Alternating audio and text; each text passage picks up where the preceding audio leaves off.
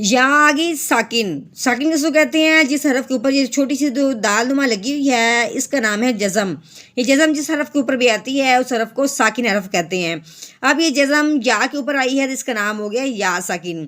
آپ کو کہیں بھی یا ساکن سے پہلے زیر نظر آ جائے، ٹھیک ہے، یا ساکن سے پہلے کو ہم نے دیکھنا ہے، ٹھیک ہے، یا ساکن سے پہلے زیر آ جائے تو اسے آپ نے ایک الف کے برابر لمبا کر دینا ہے، ٹھیک ہے۔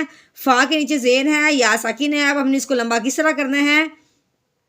فا یا زیر فی، فا یا زیر فی، ٹھیک ہے، ایک الف کے برابر لمبا کریں گے، فی۔ نحمده ونصلي على رسوله الكريم، اما بعد فاعوذ باللہ من الشیطان الرجیم، بسم اللہ الرحمن الرحیم۔ السلام علیکم ورحمۃ اللہ وبرکاتہ۔ امید ہے آپ سب خیریت سے ہوں گے، انشاءاللہ جہاں ہوں گے ایمان اور صحت کی نعمت سے مالا مال ہوں گے۔ ہاں جی، تو آغاز کرتے ہیں ہم اپنے آج کے سبق کا دعاؤں کے ساتھ، تو چلیے شروع کرتے ہیں۔ اللہم صلی علی سیدنا و مولانا محمد وعلی آل سیدنا و مولانا محمد وبارک وسلم۔ رب اشرح لی صدری ویسر لی امری واحلل عقدۃ من لسانی یفقہوا قولی۔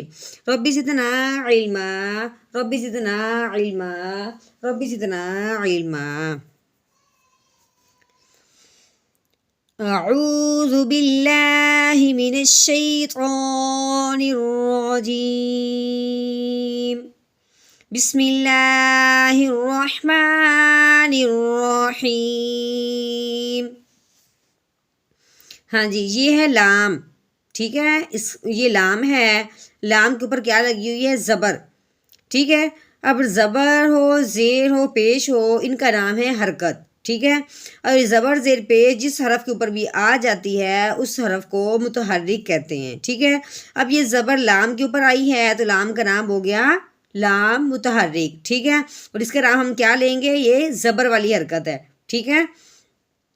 تو کیسے پڑھیں گے؟ لام زبر لا، ٹھیک ہے۔ آیا قوف کے اوپر بھی آ گئی ہے زبر والی حرکت تو قوف متحرک بن گیا، ٹھیک ہے۔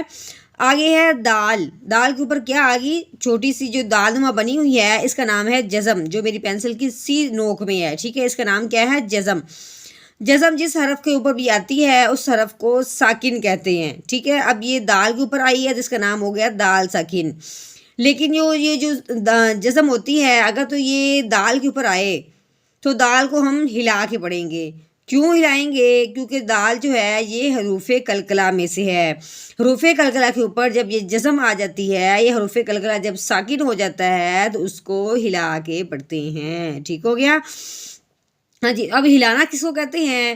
کہ اب جزم کی وجہ سے اس خوف کو اب ہم نے اس دال کے ساتھ ملانا ہے، پھر اس کو ہلانا کیسے ہے؟ ایک ہوتا ہے لفظ کو بالکل وہیں بند کر دینا، ایک ہوتا ہے اس کو تھوڑا سا واضح کرنا۔ تو کیسے واضح کریں گے؟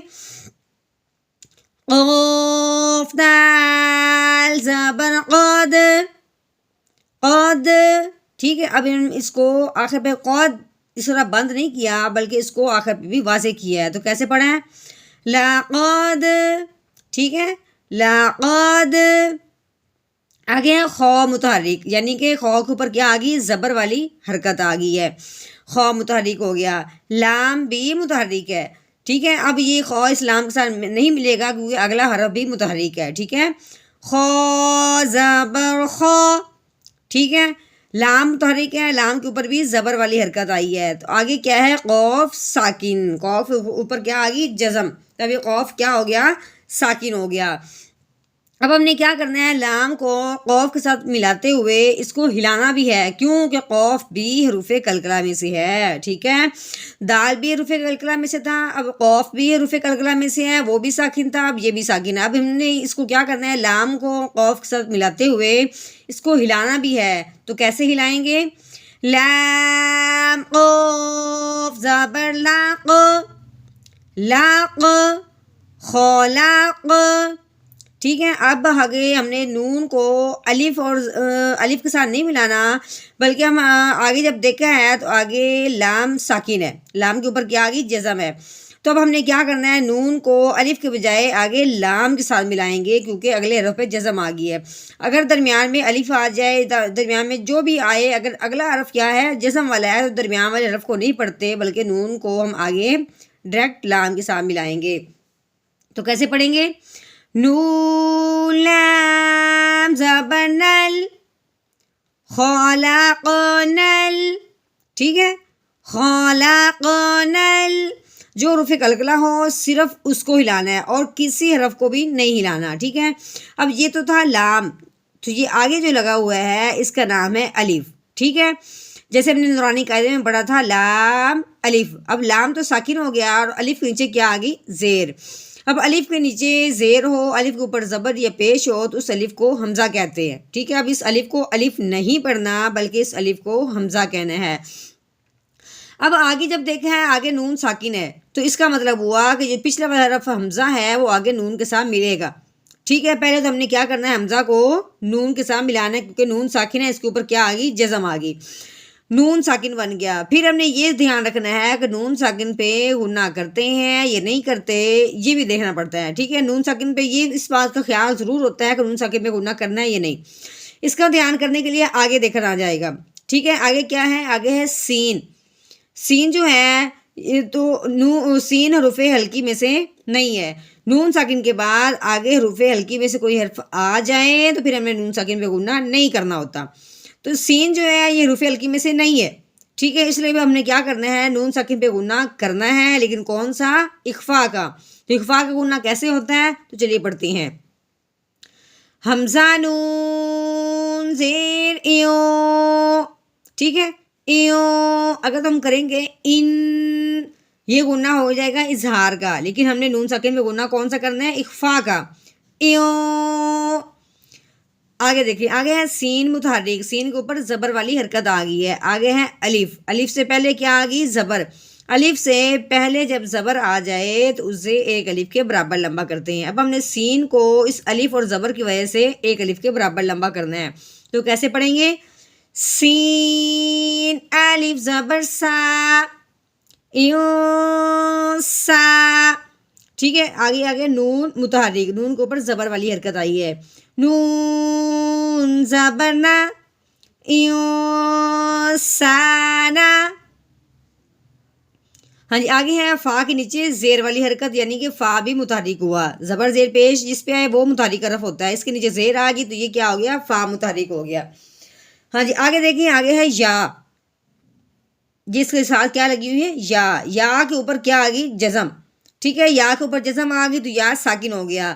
جب بھی آپ کو یا ساکن نظر آئے اس سے پہلے اگر آ جائے زیر، یا ساکن سے پہلے کیا آ جائے؟ زیر، تو اس کو آپ نے ایک الف کے برابر لمبا کر دینا ہے. ٹھیک ہے، کیونکہ اب فا یا ساکن کے ساتھ ملے گا تو آپ نے اس زیر کی وجہ سے اس کو ملا دینا ہے. ٹھیک ہے، یا ساکن سے پہلے جب بھی زبر آ جائے تو اسے ایک الف کے برابر لمبا کرتے ہیں. فا یا زیر فی. ٹھیک ہو گیا. فی. کاف متحرک ہے، با بھی متحرک ہے، اگر دال کے نیچے تنوین ہے. اب یہ تینوں حرف ایک دوسرے کے ساتھ نہیں ملتے. کیسے پڑھیں گے؟ کاف زبر کا، با زبر با، کعبہ. دال کے نیچے آگی تنوین. جب نون ساکن ہو یا تنوین ہو تو ہم نے آگے ضرور دیکھنا ہوتا ہے. ٹھیک ہے، تنوین کے بعد آگے حروف ہلکی کا دھیان کرتے ہیں، نون ساکن کے بعد بھی حروف ہلکی کا دھیان کرتے ہیں. اب یہ دال کے نیچے تنوین ہے. آگے ہم نے جب دیکھا ہے وقف تو آ گیا ہے، لیکن اس سے غنہ کرنے کے لیے ہم نے اس کو ایک دفعہ آگے بھی دیکھنا ہے. آگے حمزہ حروف ہلکی میں سے ہے. ہم نے کیا کہا تھا کہ حروف ہلکی میں سے کوئی حرف آئے تو غنہ نہیں کرنا. اب ہم نے یہ دیکھا ہے کہ حمزہ حروف ہلکی میں سے ہے، تو اب ہم نے تنوین پہ غنہ ہرگز نہیں کرنا. تو کیسے پڑھیں گے؟ دال دو زیر دن کعبہ دن. ٹھیک ہے، اگر غنہ ہوتا تو ہم نے دن اس طرح کر کے لمبا کرنا تھا، لیکن وہ اخفا کا غنہ ہوتا ہے وہ اور طرح کا ہونا تھا، لیکن غنہ نہیں کرنا. تو کیسے پڑھیں گے؟ کعبہ دن. ہاں جی، اب ہم نے کیا کرنا ہے؟ وقف کی صورت میں اس حرف کو ہم نے ساکن کر دینا ہے. ٹھیک ہے، تو ساکن حرف جب کریں گے تو وہ کون سا حرف ہوگا؟ ساکن دال. تو دال کن حرفوں میں سے ہے؟ حروف قلقلہ میں سے. حروف قلقلہ کے اوپر جب جزم آتی ہے یا حروف قلقلہ جب ساکن ہوتا ہے وقف کی صورت میں تب اس کو کیا کرتے ہیں؟ ہلا کے پڑھتے ہیں. تو کیسے کریں گے؟ آگے وقف کا بعد. ہاں جی، یہ تو ہم نے مکمل اپنی آیت کا توڑ کر لیا. آپ نے دھیان رکھا ہوگا، آپ کو سمجھ میں انشاءاللہ امید آئی ہوگی کہ حرف کو ہم نے کس کو کیسے پڑھنا ہے. اب ہم نے اس کا لہجہ بھی بنانا ہے اس آیت کا، اور اس کو آیت کو روانگی کے ساتھ کیسے پڑھنا ہے. تو چلیے شروع کرتے ہیں. اعوذ باللہ من الشیطان الرجیم. سورۃ البلد مکیہ.